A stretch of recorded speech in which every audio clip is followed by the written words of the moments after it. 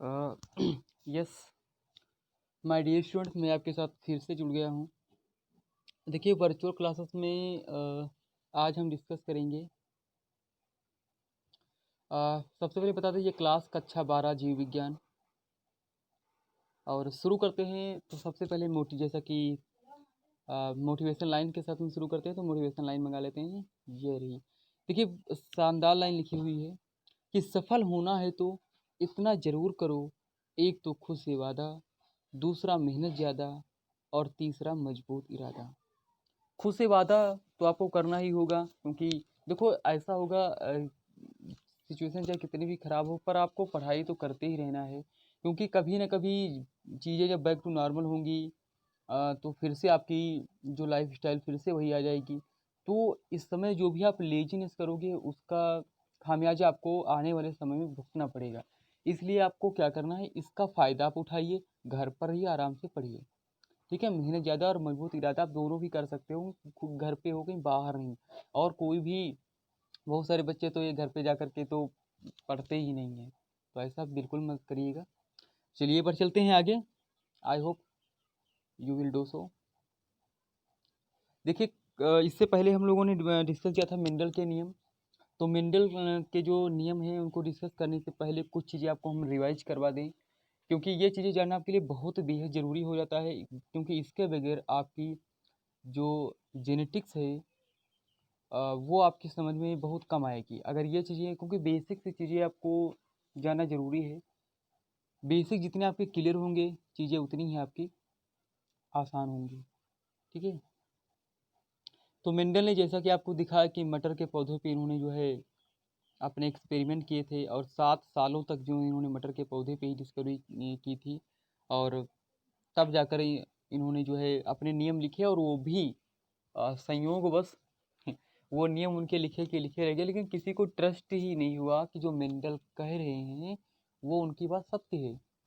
तो फिर जब 1900 में मेंडल के नियमों की रीडिस्कवरी हुई, ठीक है, तब जाके पता चला कि मेंडल ने जेनेटिक्स की जो जानकारी थी वो पहले ही दे दी थी।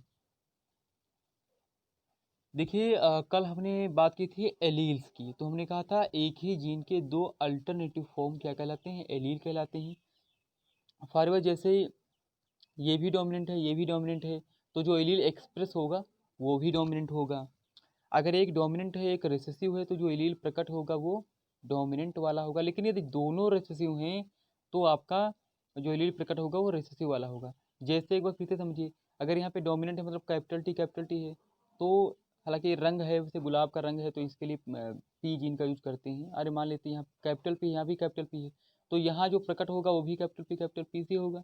यहाँ पे कैपिटल पी है और रिसेसिव के लिए स्मॉल पी है, तो जो प्रकट होगा वो कैपिटल पी वाला स्मॉल पी को दबा देगा, तो यहाँ पे क्या हो जाएगा, कैपिटल पी और स्मॉल पी, लेकिन प्रकट कैपिटल पी वाला होगा।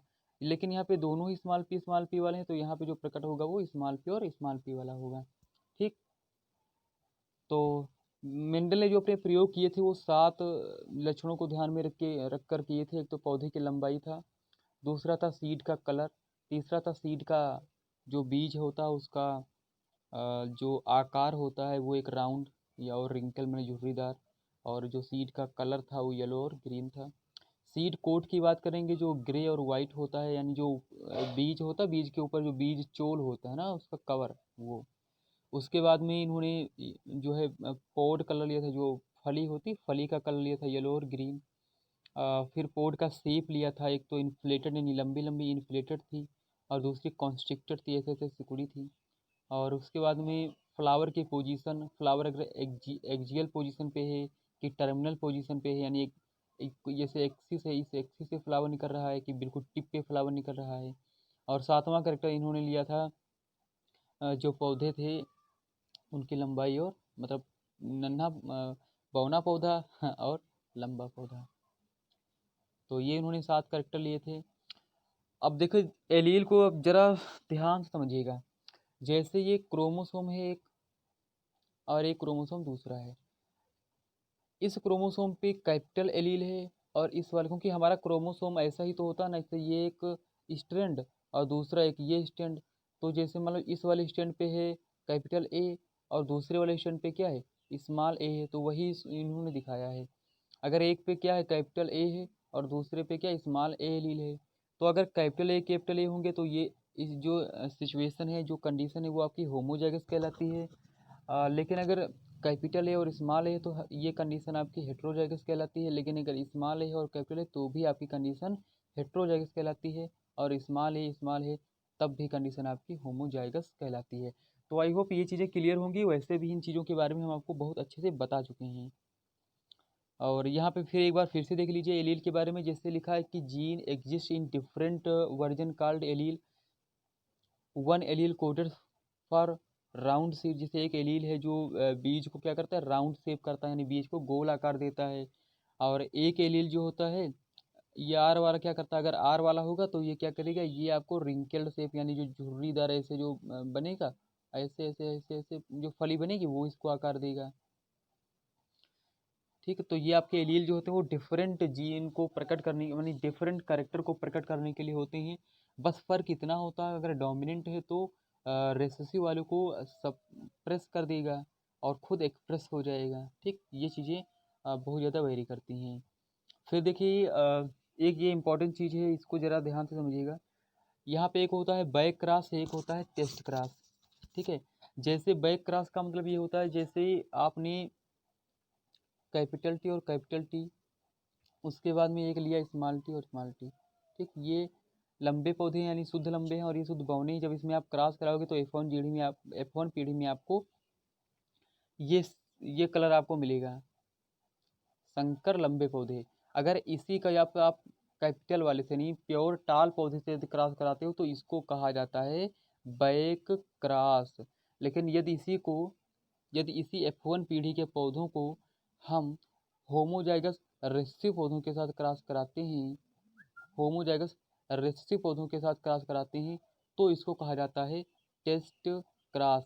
बेटा ये एग्जाम में न जाने कितनी बार पूछा गया है टेस्ट क्रॉस टेस्ट क्रॉस। इसको जो है परीक्षार्थ परीक्षण या संकरण भी कहते हैं। तो इसको जरा समझिएगा, एक बार हम फिर से आपको बता देते हैं क्योंकि इतना इंपॉर्टेंट है ही ये। देखो समझिएगा, जैसे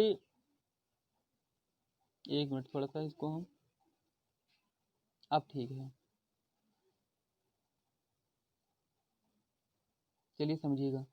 जैसे यहाँ पे इन्होंने क्या किया, कैपिटल टी, जैसे यहाँ capital T, sorry capital T बता रहे हैं, यहाँ पे डब्लू लिया है। देखो एक जो फ्लावर है वो आपको होमोजाइगस अप्रभावी है और दूसरा होमोजाइगस अप्रभावी है। यहाँ पे इन्होंने कैपिटल टी की जगह पे डब्लू ले लिया है। ठीक है, जब डब्लू लोगे तो जैसे आपको परिणाम मिलेंगे तो आपको किस इस प्रकार से, यानी यहाँ पे इन्होंने टेस्ट क्रॉस सिर्फ दिखाया है कि जो F1 पीढ़ी के जो पौधे हैं, F1 पीढ़ी के पौधे अगर इनका होमोजाइगस रेसेसिव के साथ क्रॉस कराया जाएगा तो क्या रिजल्ट आपको मिलेंगे वो इन्होंने दिखाया है। ठीक, तो यहाँ पे इन्होंने कैपिटल डब्लू और स्मॉल डब्लू लिया और यहाँ पे स्मॉल डब्लू लिया। तो जो दो पौधे बने थे वो आपके जो गुलाबी कलर के दिख रहे हैं ये आपके टाल थे, है ना। गुलाबी कलर के जो आपके सब वाइट दिख रहे हैं ये आपके रेसेसिव थे। तो कुल मिलाकर फिनोटिपिक रेशियो जो आता था वो 2:1 आता था। ठीक, टेस्ट क्लास के पॉइंट ऑफ व्यू में। ठीक, तो ये था टेस्ट क्लास, ये एग्जाम में कई बार पूछा जा चुका है। तो ठीक है, रखते हैं इतना ही।